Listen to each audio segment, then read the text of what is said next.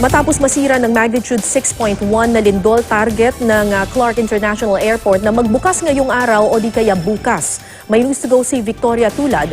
Victoria? Karawasak ang kisame nitong Clark International Airport. Pero gaya nga ng sabi mo, ayon sa pamunuan nito, ay pipilitin nila na magkaroon na ng partial operation ngayong araw.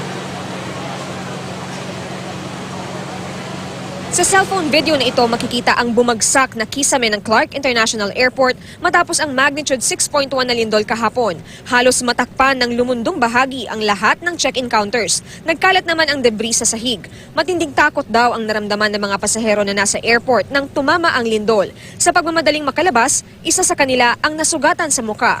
Kasunod ng lindol, nag-anunsyo ang pamunuan ng airport na isasara muna ito ng isang araw. Kaya ang ilang pasahero inilipat ng kanilang airline sa NAIA. Pero hindi raw naipaliwanag ng maayos kung ano ang gagawin nila doon.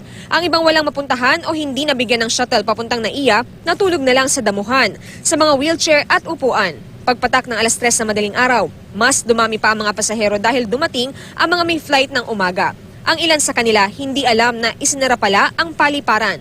Ayon sa Pangulo ng Clark International Airport Corporation, nagkaroon ng maliliit na bitak sa ikalawang palapag ng paliparan. Pero nagsasagawa na raw ng security assessment sa mga gusali para maibalik ang serbisyo. Nagtanong po kami kung i-revoke or i-reroute or refund, pero sabi nila wala daw silang idea. Ang assessment ko, bukas po talaga kami pwede magbukas. We'll try for partial operations today. We'll try.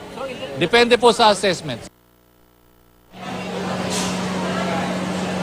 Kara pagtitiyak ni Melo, matibay naman at magagamit na ang control tower ng airport bagaman nabasag ang mga salamin nito at nagkaroon ng mga bitak. Hindi naman daw nasira ang runway.